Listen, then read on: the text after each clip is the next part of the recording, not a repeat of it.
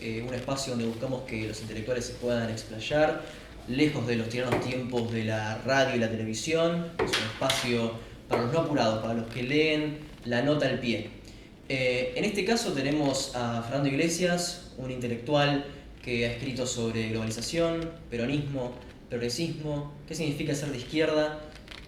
Ahora es actual diputado de Cambiemos y bueno, es un activista por la República. ¿Qué tal, Fernando? ¿Cómo estás? Muy bien, gracias por lo del desmiento lo de intelectual antes de ser insultado. Pero bueno, digamos, trato de poner alguna idea en el campo de discusión pública, a veces con acierto, a veces no. Si yo soy un intelectual, soy, si no, no. Bueno, me gustaría dar algunos ejes del diálogo. Esto no es una serie de preguntas, simplemente un diálogo. Fernando, nos estamos concentrando en la globalización, básicamente.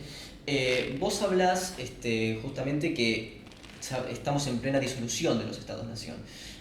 ¿Cómo evaluás o a qué causas generales le otorgás el ascenso de la nueva derecha en diferentes partes del mundo, en Europa y en América Latina? Lo que se llama populismo de derecha.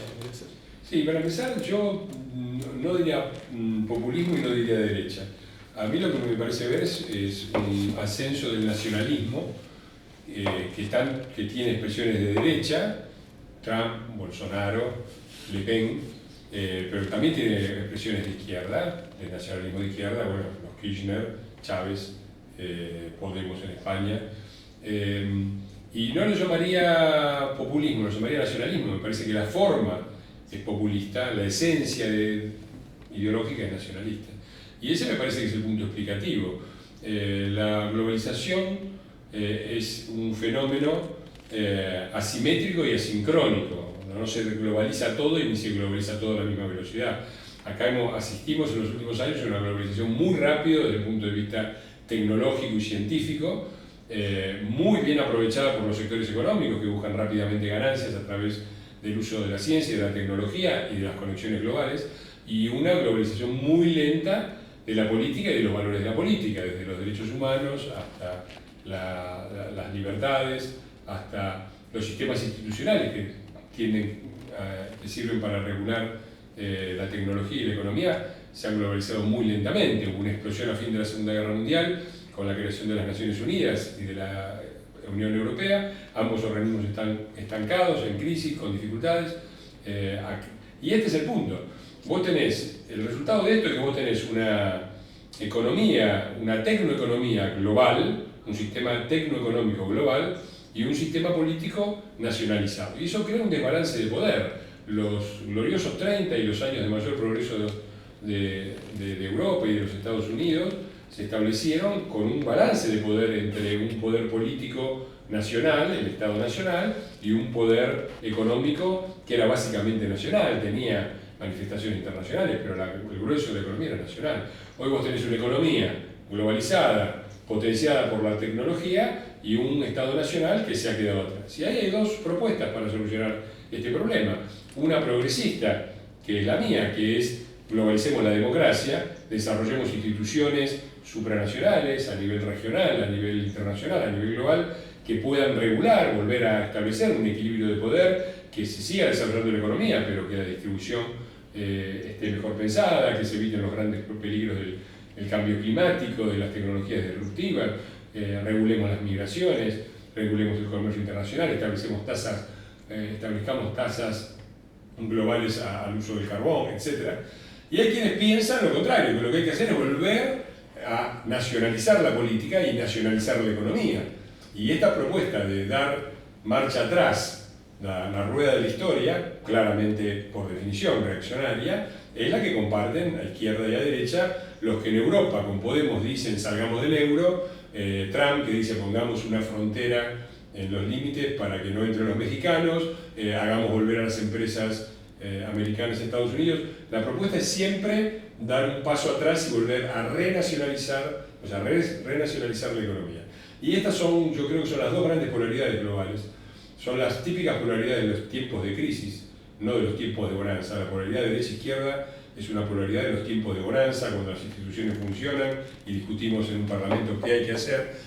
Acá hemos vuelto a las polaridades de inicio del siglo XX, donde tenés un nacionalismo populista anti-institucional, dispuesto a romper todo, y un sector republicano cosmopolita que trata de resistir en la forma que hay que resistir, que no es ponerse a la defensiva, sino desarrollar instituciones democráticas por encima de la nación-estado. ¿Y cree que Sí. este retroceso actual inspira pesimismo u optimismo en cuanto al proyecto de la modernidad global? ¿Usted qué posición tiene al respecto? ¿Cree que se va a lograr superar a corto plazo esta crisis o que se va a profundizar cada vez más, que puede haber retrocesos graves?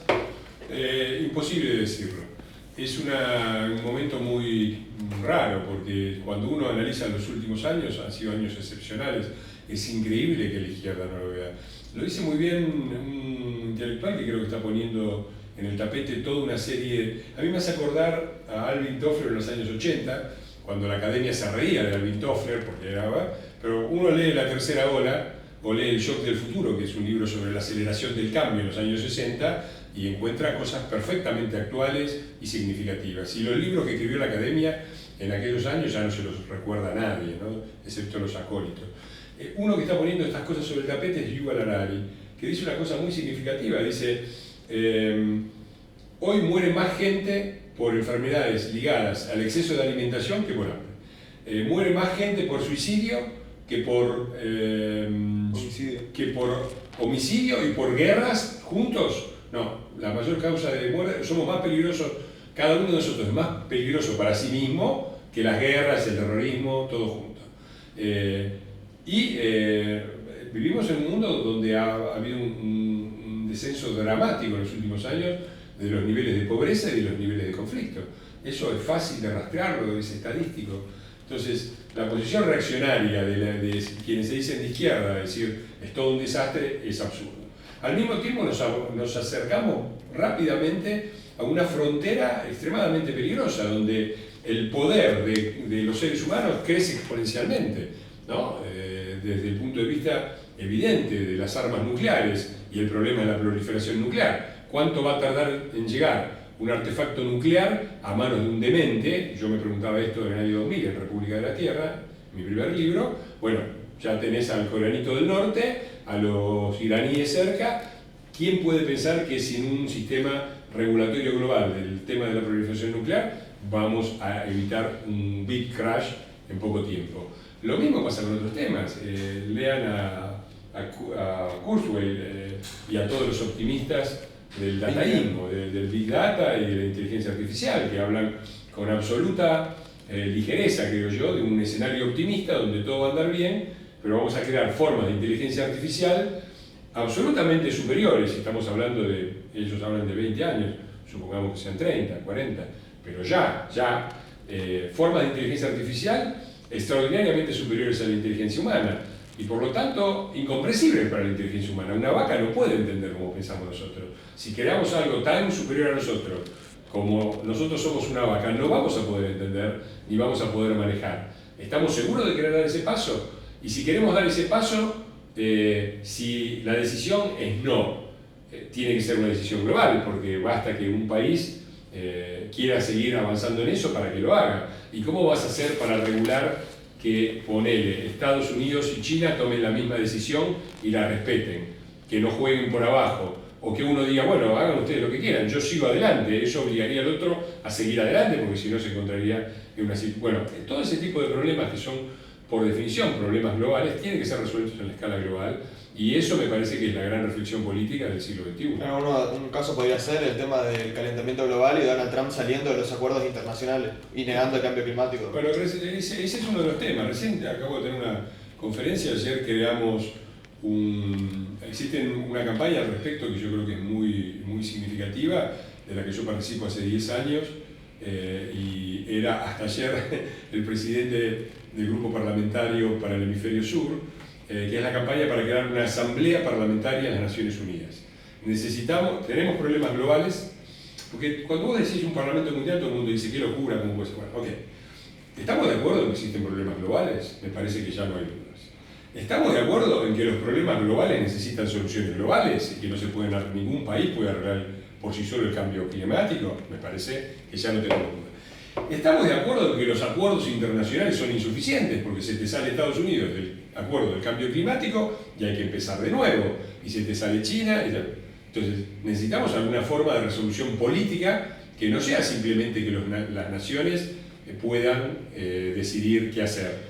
Cuando Estados Unidos decide una política energética, no afecta solo a los Estados Unidos. Por el grado de desarrollo de la tecnoeconomía, afecta a todo el mundo. ¿Es legítimo que la decisión la tomen solamente los estadounidenses o tienen que estar sujetos? Y como digo los estadounidenses, digo los chinos, los argentinos, todos, ¿no?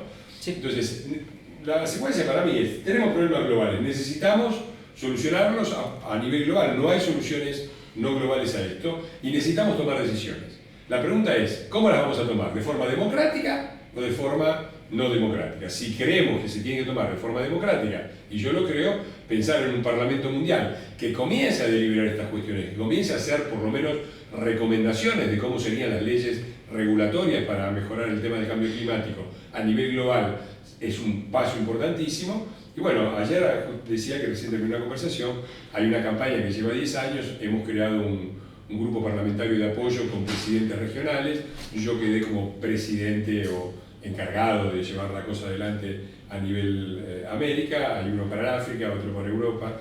Bueno, estamos trabajando en todo eso de una manera muy embrionaria, estamos muy atrasados con respecto a las necesidades, pero bueno, hacemos lo que podemos. Sí, Fernando, vos dijiste dos palabras que en Argentina por lo menos y en Brasil también, dos palabras que dan temor a cierta parte de la población. Dijiste política y regular. No hay que, hay que ser ciego para darse cuenta que hay cierta ola neoconservadora que se podría hablar de un liberalismo con fuente austríaca, con fuente monetarista, que está teniendo mucha fuerza en Argentina y de la misma manera en Brasil. Bolsonaro es un conservador, pero su ministro de Economía viene de la escuela de Chicago, o por lo menos sigue esos lineamientos. Entonces, hablamos de un libro tuyo que se terminó de escribir en el 2011. Ahora con toda esta ola conservadora... Te corrijo, el libro fue publicado en el 2011, fue escrito en inglés en el 2002. Es bastante más viejito y me enorgullece porque creo que pegó algunos puntos que hoy se dan completamente por sabidos y que en aquel momento eran vistos como una locura. Hoy los estamos viendo, la aceleración del cambio, la crisis de control de la tecnología como un problema urgente a ser resuelto.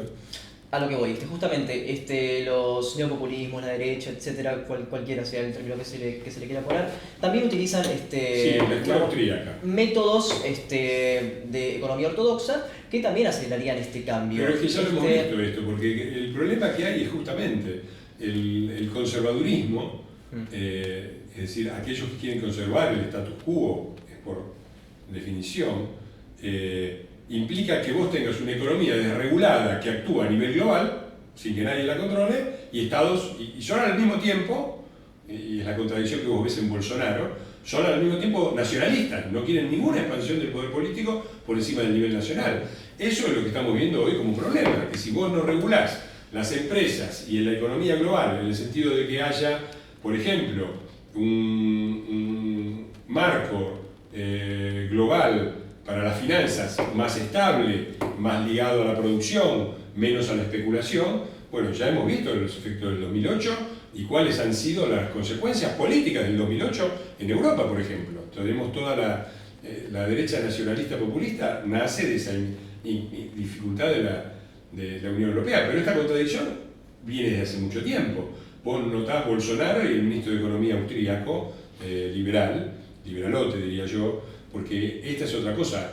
Yo les disputo el término izquierda a los reaccionarios tipo Castro o tipo Chávez, le disputo el carácter de progresista al kirchnerismo y le disputo el carácter de liberal a los liberalotes. El liberalismo es una teoría política. Alberti escribió El crimen de la guerra. Muchachos, lean El crimen de la guerra si quieren entender qué quiere decir un parlamento universal, derechos humanos universales.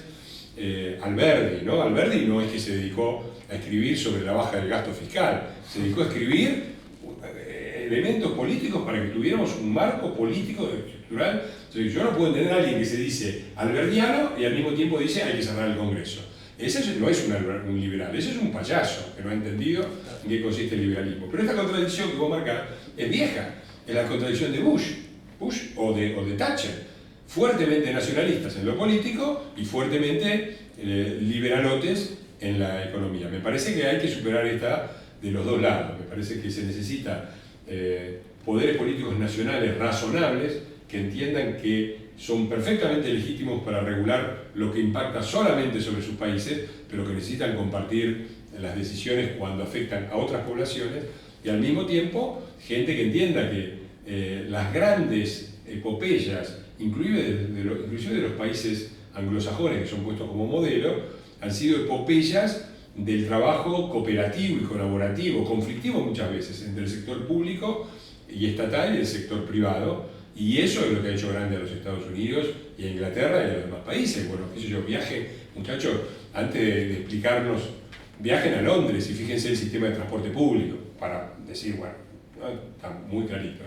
Entonces me parece que hay un grado muy grande de ignorancia en estos muchachos, de ignorancia de las cosas de las que hablan y de ignorancia de la historia del mundo. Y esta contradicción es una contradicción importante que hay que superar, creo yo, con una visión progresista, en el sentido de que orientada al futuro, orientada al mundo, no a la nación y su pasado, y sobre todo institucionalista. Claro, esta misma contradicción, ¿no? Esta incoherencia se ve también en parte en una izquierda, por ejemplo, una izquierda nacionalista.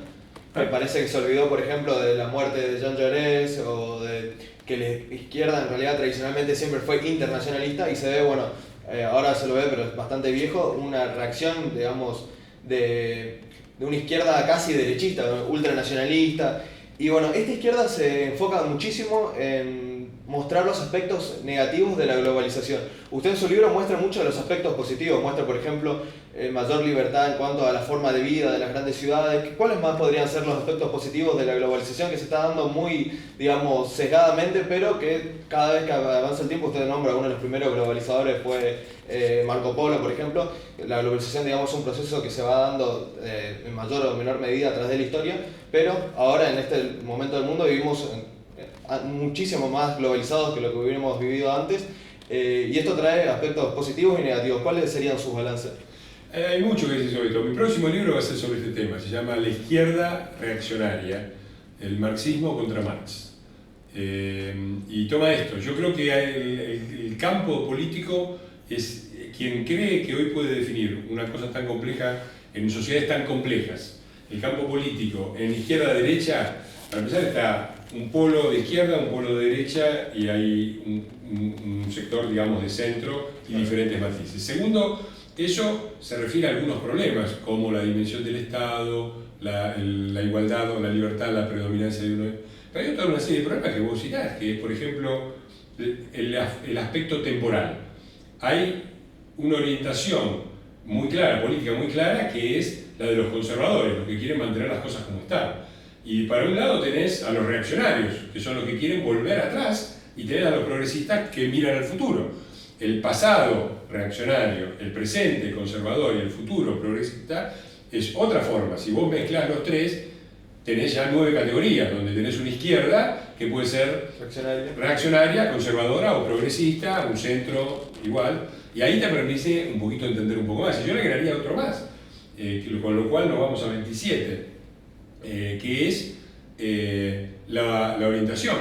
Hay fuerzas políticas que están orientadas a lo local, o a lo nacional, o al terruño, de que van desde Cataluña, pero también los nacionalistas nacionales.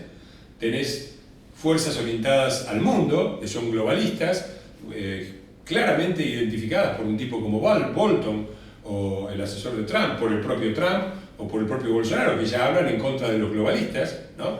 Y entonces vos tenés fuerzas globalistas, y en el medio tenés cosas intermedias, como los que están a favor de la Unión Europea, pero no de la globalización, o del internacionalismo. La izquierda fue internacionalista, no fue globalista. En realidad Marx era más bien un globalista, pero es una discusión muy larga. Pero tenés también, dentro del globalismo, tenés sectores más al centro, más a la derecha, más a la izquierda. Me parece que la combinación de todo esto, de 3 factores, te da una definición de identidad política hoy, no de uno solo. Y vos, la pregunta más específica era... Los efectos positivos de la globalización son enormes. Bueno, como el liberalismo verdadero preveía, el comercio internacional llegó a un escenario internacional mucho más pacífico. No porque los capitalistas sean buenos, sino porque es interés de la mayoría de los capitalistas que no haya grandes guerras. Seguro que hay capitalistas interesados en el armamento y en que haya guerra, pero la mayoría no, y por lo tanto, si vos producís, sobre todo un capitalismo avanzado, y sos Bill Gates, lo que necesitas es mucha gente educada que puede usar programas de computación, paz para tratar de difundir eso, para que haya un mercado global, ¿no? Y todos ellos son fuerzas progresistas intrínsecas a la burguesía, descritas por Carlos Marx en la primera parte del Manifiesto Comunista, que casi nadie ha leído, y que anticipa todo esto, la construcción de una cultura global, una cultura mundial mucho más rica que la estrechez del exclusivismo nacional. Esa es una frase textual de Marx en el Manifiesto, la estrechez del nacionalismo, los bárbaros hostiles al extranjero, lo llama Marx. Y eso está pasando, está habiendo una cultura mucho más amplia, una cultura mucho más humanista, donde nos importa, menos, pero nos importa, naufraga, hay un tsunami en Tailandia, y todo el mundo más o menos se conmueve, y los ciudadanos estadounidenses le piden al gobierno de Estados Unidos que haga algo porque hubo un tsunami en Tailandia. Digo, eso es impensable, y eso fue anticipado por el propio Kant en 1795, le escribe esa célebre frase que está, creo, en Historia Universal desde un punto de vista cosmopolita, está, donde dice que la evolución de la humanidad está llevando a que lo que sucede en cada punto de la Tierra sea visible en todos los demás puntos. 1795, Kant.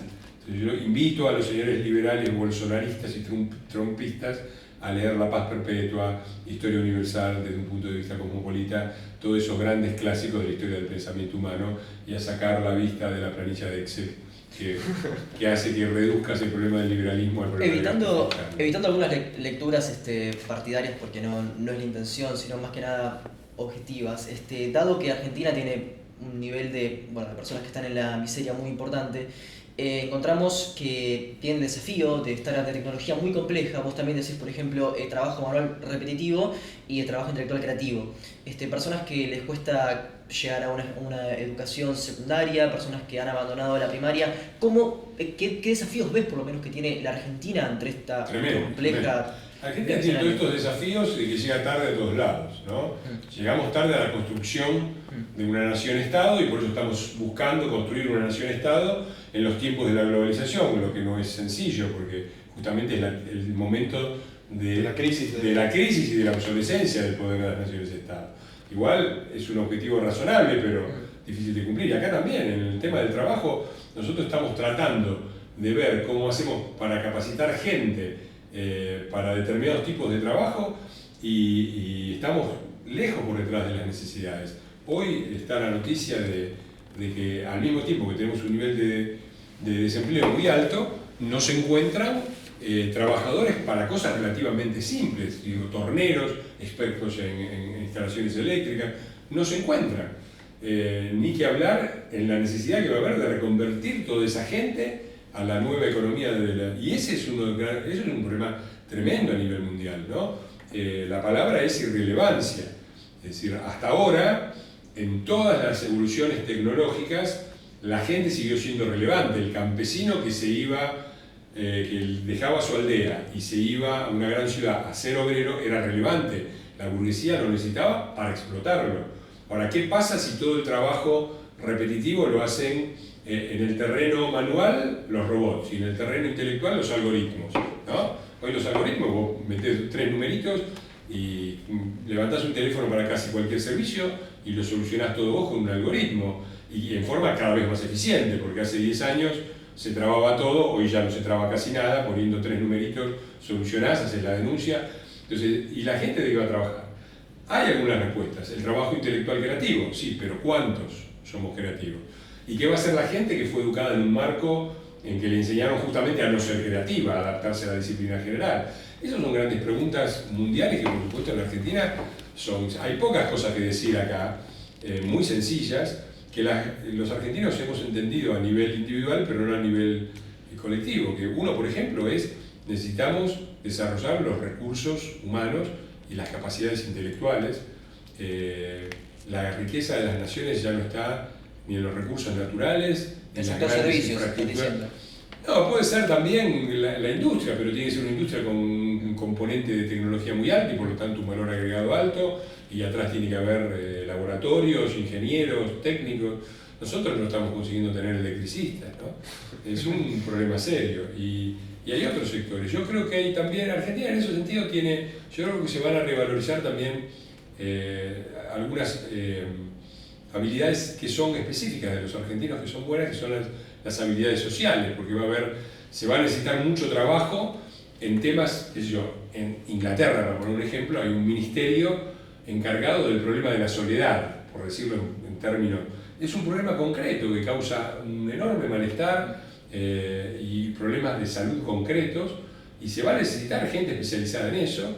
Nosotros, si algo nos sobra, son psicólogos, digamos. En ese sentido tenemos un knowledge y una expertise que podríamos utilizar. Me parece que hay que repensarlo todo. Por supuesto, la idea de que la forma de defender el trabajo es mantener fabriquitas jurásicas en el conurbano, no solamente atrás, tira todo un siglo atrás, ¿no? Es muy raro esto, porque los nacionalistas argentinos son siempre industrialistas, y cuando piensan en el desarrollo piensan en el modelo inglés de 1850. Son gente muy curiosa también ellos. Una de las respuestas que se está dando a nivel mundial, o que se planteó, digamos, este problema del trabajo automatizado, es el de la renta básica universal. ¿Usted cómo ve esto? ¿Es una alternativa en algunos lugares? ¿Puede ser? Yo lo llamé ingreso mínimo mundial garantizado, y está en República de la Tierra, escrita a fines de los años 90 y publicada en el año 2000. Claro, pero ahí en la denominación, a mí me gusta más la denominación que le puse yo, porque es un ingreso mínimo mundial garantizado. Y tiene que ser mundial, ¿no? Pensar que esto puede tener algún tipo, porque ¿para qué es esto? ¿Cuál es la idea? Si la gente se hace irrelevante desde el punto de vista productivo, el derecho a sobrevivir no puede estar ligado al trabajo. Por lo tanto, necesitas alguna forma de ingreso. Ahí hay un problema serio. Nosotros en la Argentina lo hemos experimentado y ahí hemos creado también una serie de personas, algunas de las cuales se cayeron del mapa social y no logran reinsertarse, pero también muchos que están cómodos, mal, pero cómodos, fuera del sistema, trabajando poco y viviendo de subsidios. Ese es un problema de este tipo de programas que hay que enfrentar, ¿no? Cómo mantener la motivación. Vos decís, bueno, el ingreso aislado del trabajo, y yo creo que está bien eso. Ahora, el significado de la vida aislado del trabajo, nosotros hemos aprendido que nuestra vida tiene significado alrededor del trabajo. Eso ha llevado a extremos repudiables, desde cuyo extremo, por supuesto, es el Arbeit macht frei, perdón por mi alemán, el trabajo nos libera, la puerta de Auschwitz decía eso, ¿no? Pero también ha creado una cultura del trabajo que le ha dado significado a nuestra vida. Ahora, ¿de qué se va a ocupar la gente, ¿no? Y ahí hay una serie de preguntas que yo intento responder en este nuevo libro, sobre la izquierda reaccionaria, que son preguntas que no se hace la izquierda. Es una cosa vergonzosa, son preguntas que no se hace la izquierda. Son simplemente reaccionarios, dicen, no toquen las edades jubilatorias. ¿Cómo no van a tocar las edades jubilatorias si ahora, desde que te jubilas hasta que morís, pasan 20 o 30 años? ¿No? Entonces vos no podés pensar que vas a mantener toda la infraestructura y los niveles adquisitivos si vos vivís 90 años, de los cuales trabajaste 30, porque te jubilaste a los 65 y empezaste a los 35 porque antes estudiaste. Entonces, yendo a esto, ahí hay todo un problema. Yo creo que hay muchas respuestas. Una respuesta es el deporte, yo vengo del deporte. Nuestro trabajo tenía un sentido, yo me sentía perfectamente significativo, era entrenador de voleibol. Cuando mi abuela, que era una campesina gallega, me preguntaba de qué trabajaba yo, ella no entendía de qué trabajaba.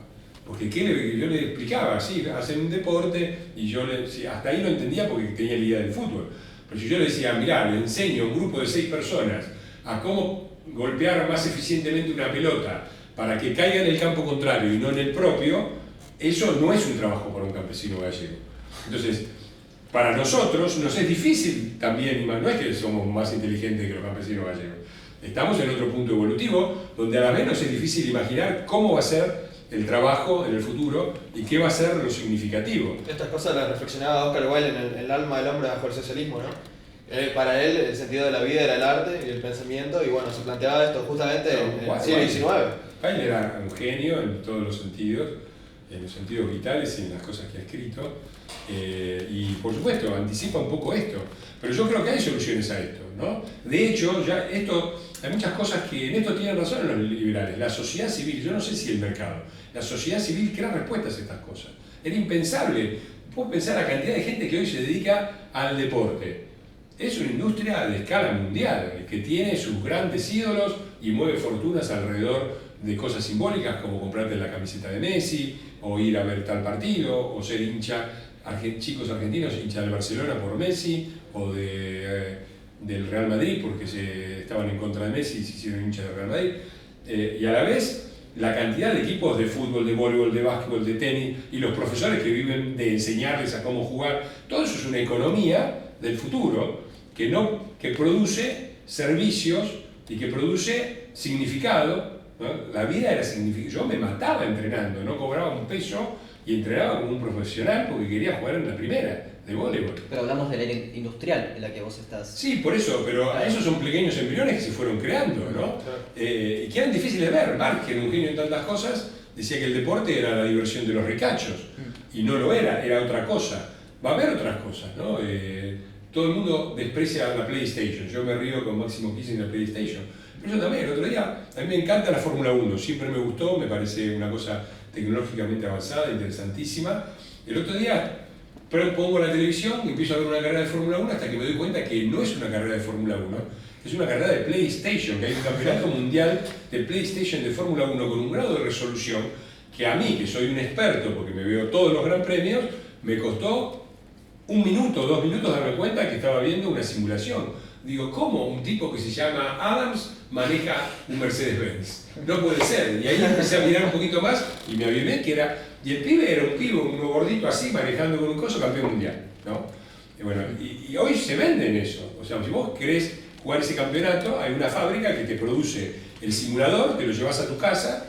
Bueno, ahí hay todo un sector de la economía. ¿Cuánto va a tardar en Ferrari en vender el simulador? Ahí estamos hablando de una visión positiva sobre el libre mercado, claramente. Pero claro, yo tengo una visión, yo creo que a ver, el gran problema de la modernidad es cómo compatibilizar las fuerzas enormes de desarrollo que genera la sociedad civil a través del mercado y la competencia capitalista, que son, desde el punto de vista de la lucha contra la escasez, lo que los seres humanos hemos desarrollado mejor. El sistema capitalista es lo mejor que hasta ahora hemos inventado para crear riqueza y para promover la existencia de bienes necesarios para luchar contra la escasez. ¿Cuál es el otro gran monstruo que enfrenta la humanidad desde su origen, además de la escasez? La opresión.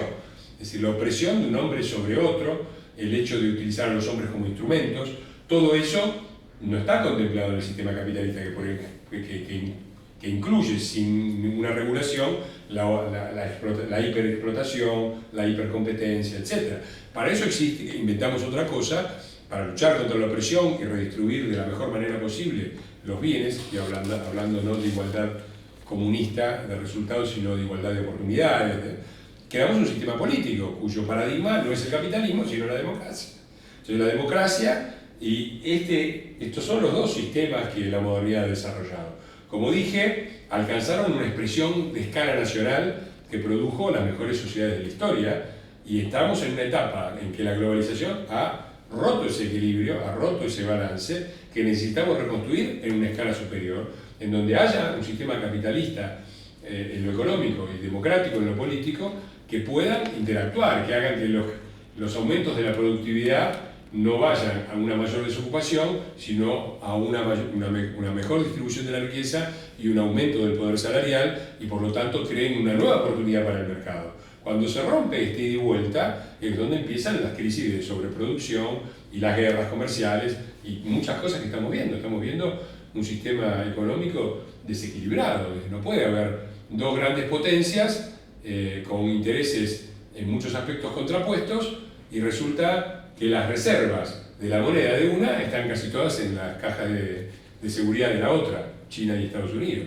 Digo, eso es una locura que no va a terminar bien. Y por lo tanto eso refleja. Por supuesto, ha habido intentos. El que quería evitar esto era Keynes. Keynes, cuando crean el Fondo Monetario Internacional, hubo dos posturas famosas, White por los Estados Unidos. Después, curiosamente, se demostró que White era un espía soviético, increíble, representante de los Estados Unidos en la creación del Fondo Monetario Internacional y el Banco Internacional de Desarrollo, conocido como Banco Mundial.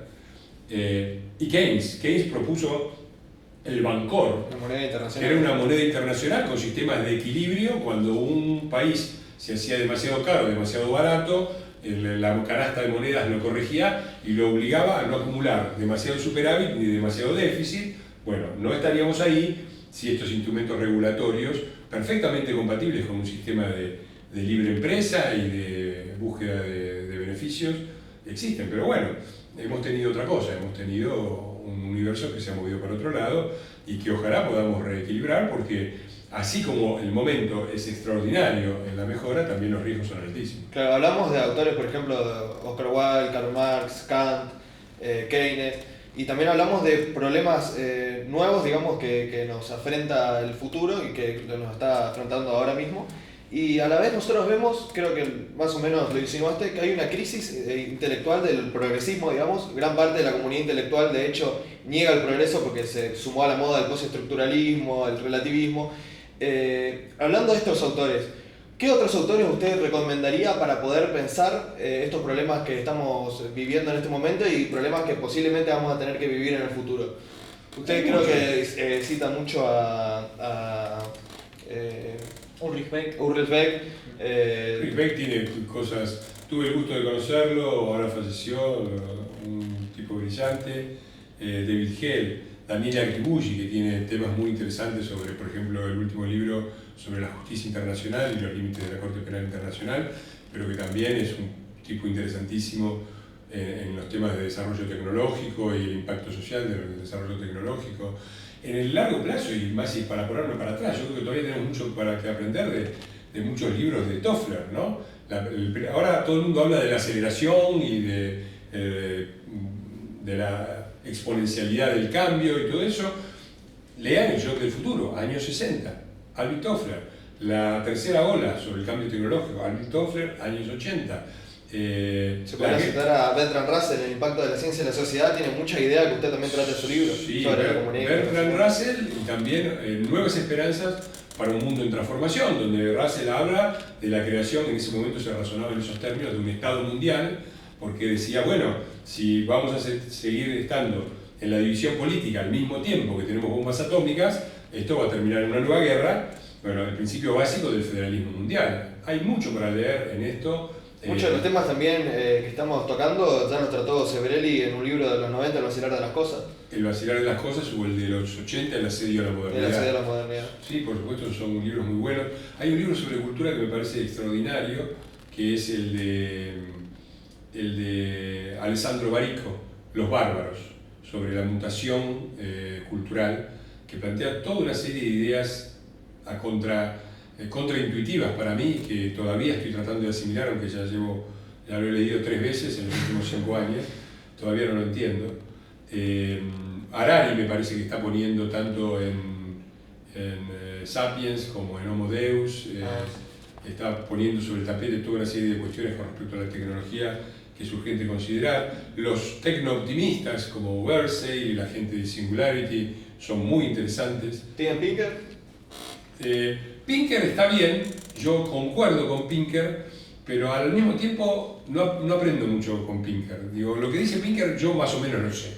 Puede haber, obviamente, es un tipo brillante, no digo que uno no aprenda nada, ni que no tenga ejemplos interesantes, y concuerdo fuertemente con él, pero no es el tipo de autor, en mi caso, que me aportan cosas que yo no supiera antes. Sí me pasa con todos estos que mencioné antes. Cuando leí en su momento a Toffler, yo recuerdo una anécdota fantástica, que yo, en la plena dictadura, nos reuníamos en un grupo de estudiantes universitarios, yo estudiaba educación física, se discutía cómo militar contra la dictadura y tener una base teórica. Entonces cada uno tenía que llevar un libro para leer en conjunto y discutir en conjunto para formarnos teóricamente.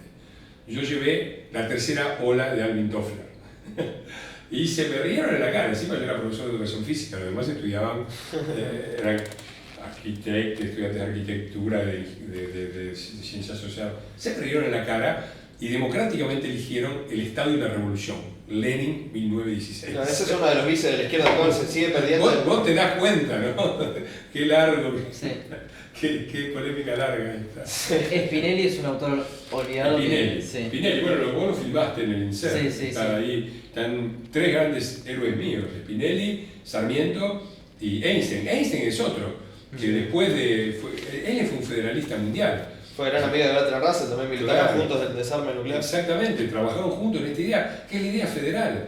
O sea, el federalismo, nosotros creemos que es la descentralización. No, el federalismo es la combinación entre centralización para algunas decisiones. El gobierno federal es el gobierno central, no el gobierno separado o El descentralizado. federalismo puro y duro es impracticable, o sea. Pero el básicamente. no, depende a qué llame federalismo.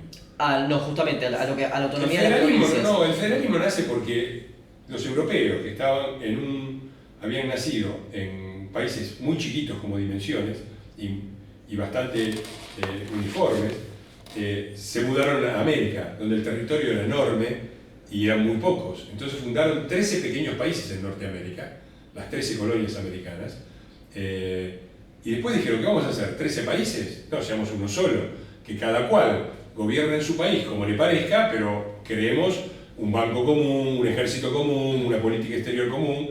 Eso era el gobierno federal de los Estados Unidos. Y cuando uno lee The Federalist Papers, Madison, Jay, Hamilton, uno encuentra eso.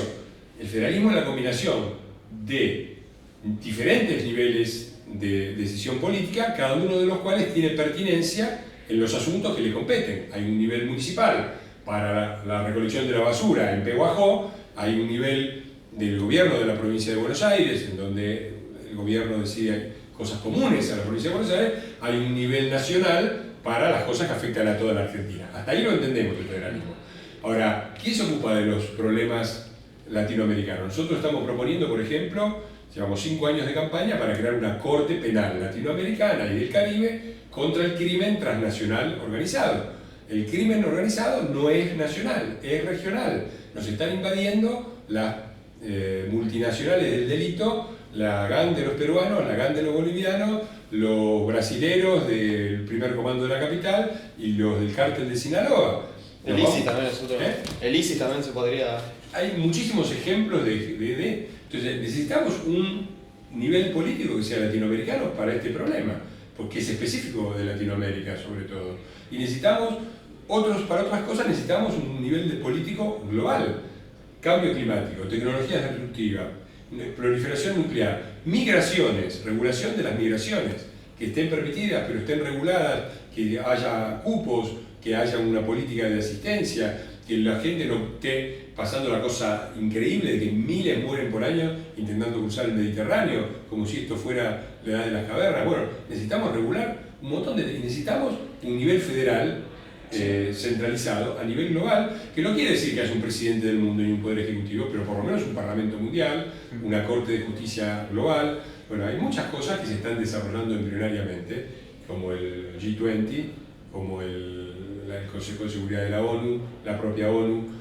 Todas son muy criticables, pocas son democráticas. Bueno, es una tarea para darnos, crear instituciones donde no las hay y democratizar las que hay cuando no son democráticas. Pero antes vos habías mencionado justamente a una renta mundial. Ya estamos cerrando este diálogo con ya que estamos con esta pregunta. Sí, sí, yo estoy a favor. Sí, pero lo que quería decir es citando un poco lo que estaba hablando Matías sobre Bertrand Russell. Si en este proceso dialéctico en el cual personas que no están capacitadas por su trabajo intelectual creativo se quedan fuera del mercado, ¿esta renta mundial, como vos la proponés, es viable? ¿Es financiable? Yo, por lo menos en casos de países que por ahora están intentando globalizar, como Argentina, pienso en Paraguay, pienso en países... Ese es el gran problema, ese Exacto. es un enorme problema. Lo cierto es esto, cuando parecía que el campesinado se quedaba sin trabajo por la tecnificación del campo, encontró trabajo en la producción de tractores, pero siguieron siendo relevantes. El problema que se plantea actual es, Aray dice que no, pero yo no estoy tan seguro tampoco, ¿van a ser los seres humanos relevantes desde el punto de vista de la producción en el futuro? Y si no lo son, porque el problema no es producir la riqueza, porque si la hacen todos los robots y vos te sentás a mirar, no hay un problema de producción de la riqueza. Pero, ¿por qué va a pensar que eso se va a redistribuir? ¿Por qué no pensar que va a haber una pequeña clase que tengan los robots para producir lo que necesitan ellos y los algoritmos para producir lo que necesitan ellos y digan, bueno, y todo lo demás son irrelevantes y que pase lo que... Entonces, acá viene la función del sistema político, de hacer que esa riqueza intelectual, que es patrimonio del conjunto de la humanidad, no es patrimonio de unos pocos, ¿no? Porque Bill Gates, ponerlo a nacer en África, agarrar a Bill Gates de bebé, llevarlo a África y mostrarme, como dicen los liberales, que todo es el genio humano y la inventiva individual. Por supuesto que al lado de Bill Gates nació otro y no fue Bill Gates. Pero también es cierto que Bill Gates nació en los Estados Unidos y que deben haber nacido miles de Bill Gates en África y ninguno llegó a ningún lado, ¿no? Están paliando mandioca. Hay un componente social de la creación de riqueza y el nivel tecnológico que hemos alcanzado es el producto de milenios y milenios de trabajo conjunto de la humanidad. Es una riqueza social. Entonces, está bien mantener la inventiva, el entrepreneurship y todo lo que quieran. También hay que buscar una forma. Y la gran pregunta es, los obreros eran relevantes. Marx se equivocó en la Revolución Obrera, pero tuvo una visión más profunda, correcta, que era que los obreros, en su lucha por ganar mejores condiciones de vida, iban a mover a toda la humanidad en ese sentido.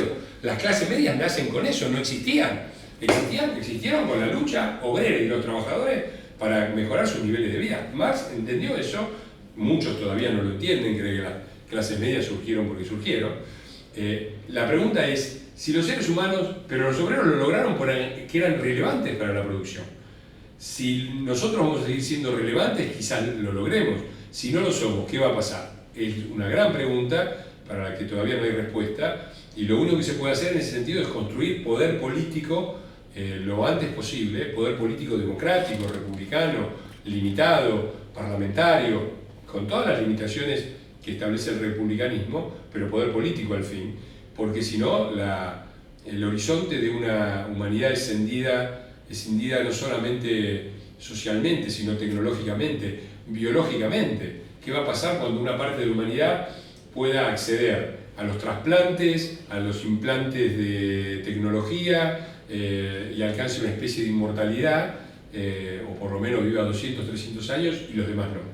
Eso ya empieza a ser una división biológica. ¿Qué va a pasar cuando podamos intervenir en el genoma humano y crear generaciones cada vez más inteligentes? Si eso está en manos de una pequeña élite que puede pagarlo. No dejamos, la división social se transforma en división biológica. Son los temas del futuro y lamentablemente yo no veo una izquierda que esté pensando en esto. Bueno, culminamos la entrevista, el diálogo con Fernando Iglesias. Le agradecemos por seguirnos en su despacho. Muchas gracias, perdón por el apuro, pero estamos a pleno reunión tras reunión. Gracias por venir. Me encantaron las preguntas y me encantó el interés que tienen por estos temas. Estamos abiertos a recibirlos cuando quieran y a que conozcan no solo a mí, sino a los que trabajan en democracia global, con la idea del Parlamento Mundial, con la idea de la COPLA. Hay muchos chicos muy jóvenes, muy activos. Estoy seguro que van a hacer un link interesante.